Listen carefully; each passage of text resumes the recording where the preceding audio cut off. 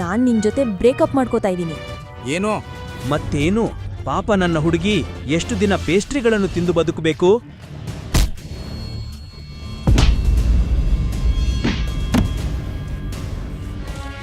ಇನ್ನೇನು ಮಾಡಬೇಕು ಹೇಳು? ವೈಭವಿ, ನೀನು ಮಾಡಿದ್ದು ಸರಿಯಿಲ್ಲ. ಅಭಿನವ್ ಅಲ್ಲಿಂದ ಹೊರಟುಹೋದ. ಕಣ್ಣಲ್ಲಿ ನೀರು ತುಂಬಿತ್ತು. ಚೂರಾದ ಹೃದಯ ನೋವನ್ನು ಹೆಚ್ಚಿಸಿತು.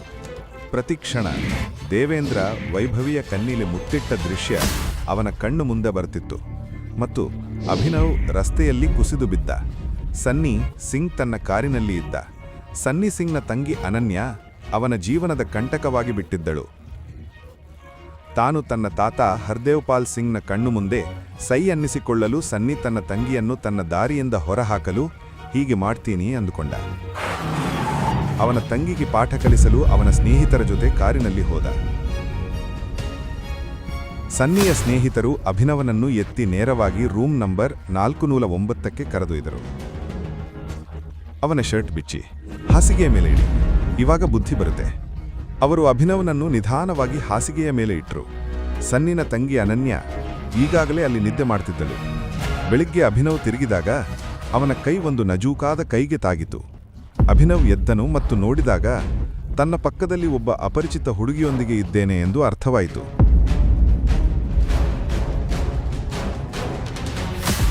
ನೀನು ಯಾರು? ನನ್ನ ರೂಮಿನಲ್ಲಿ ಏನ್ ಮಾಡ್ತಿದ್ಯಾ? ನನ್ನೊಂದಿಗೆ ಏನ್ ಮಾಡಿದ್ಯಾ?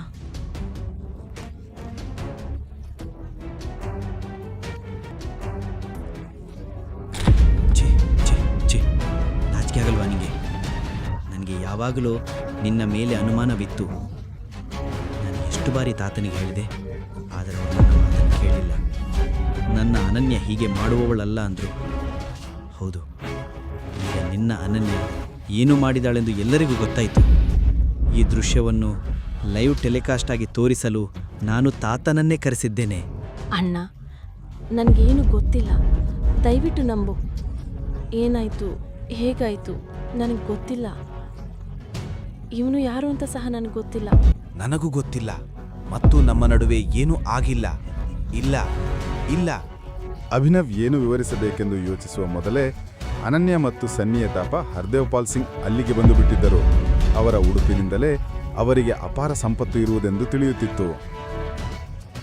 ಅನನ್ಯಾಳ ಈ ಸ್ಥಿತಿಯನ್ನು ನೋಡಿ ಹರ್ದೇವನ ಕಣ್ಣುಗಳು ಕೆಂಪಾಗಿ ಹೋದವು. ನಿನ್ನಿಂದ ನಾನು ಇದನ್ನು ನಿರೀಕ್ಷಿಸಲೇ ಇಲ್ಲ. ತಾತ, ನೀವು ಯೋಚಿಸ್ತಿರುವ ಹಾಗೆ ಏನೂ ಆಗಿಲ್ಲ. ಅನನ್ಯ, ನಿನಗೆ ನಿಯಮಗಳನ್ನೆಲ್ಲ ಚೆನ್ನಾಗಿ ಗೊತ್ತಿದ್ದೆ, ಆದರೂ ನೀನು ಅವುಗಳನ್ನು ಉಲ್ಲಂಘಿಸಿದ್ದೀಯ. ಇಲ್ಲ ತಾತ, ಇಲ್ಲ. ಮತ್ತು ನೀನು ಅಭಿನವನ ಕಣ್ಣುಗಳು ಹರ್ದೇವನ ಕಣ್ಣಿಗೆ ಬಿದ್ದವು. ಅವನಿಗೆ ತಾನು ತನ್ನ ಸಾವನ್ನೇ ಎದುರಿಸುತ್ತಿದ್ದೇನೆ ಎಂದು ಅನಿಸಿತು. ನೀನು ನನ್ನ ಮೊಮ್ಮಗಳ ಜೊತೆ ಇದ್ದೀಯ. ಇಂದಿನಿಂದ ನಮ್ಮ ಕುಟುಂಬದ ನಿಯಮಗಳ ಪ್ರಕಾರ ನೀನು ಸಿಂಗ್ ಕುಟುಂಬದ ಅಳಿಯನಾಗಬೇಕು. ಏನು? ಆದರೆ ನಮ್ಮ ನಡುವೆ ಏನೂ ಆಗಿಲ್ಲ. ದಯವಿಟ್ಟು ತಾತ. ನಮ್ಮ ಮಧ್ಯೆ ಏನೂ ಆಗಿಲ್ಲ. ಓಹ್, ನಿಜವೋ? ಏನೂ ಆಗಿಲ್ಲಂತೆ? ಹಾಗಾದ್ರೆ ಇದೇನೋ? ಅಭಿನವನಿಗೆ ಏನೂ ಅರ್ಥವಾಗುವ ಮೊದಲು ಹರ್ದೇವ್ನ ಜನರು ಅವನನ್ನು ಹೊಡೆಯಲು ಆರಂಭಿಸಿದರು. ಅಭಿನವ್ ಅವರ ವಯಸ್ಸಿಗೆ ಬೆಲೆ ಕೊಟ್ಟು ಏನೂ ಹೇಳಿಲ್ಲ. ಅನನ್ಯ, ಅವನನ್ನು ಆಸ್ಪತ್ರೆಗೆ ಕಳುಹಿಸು. ಇಂದು ಸಂಜೆ ಅಕ್ರಮ್ನ ಪಾರ್ಟಿಗೆ ಬಾ. ಅವನು ನಿನ್ನ ಜೊತೆಗೆ ಆ ಪಾರ್ಟಿಯಲ್ಲಿ ರೆಡಿಯಾಗಿರಬೇಕು. ನಾನು ನಿನ್ನ ಜೊತೆಗೆ ಅವನನ್ನು ನೋಡಬೇಕು.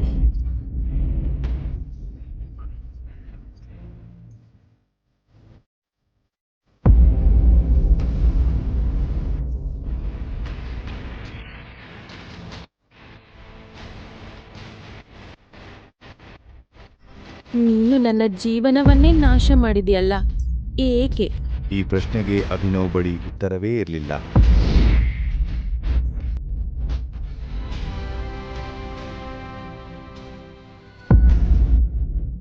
ಇದನ್ನು ತಿಳಿಯಲು ಹಿಂದೆ ಪಾಕೆಟ್ FM ಆಪ್ ಡೌನ್ಲೋಡ್ ಮಾಡಿ. ಲಿಂಕ್ ಡಿಸ್ಕ್ರಿಪ್ಷನ್ ಅಲ್ಲಿದೆ.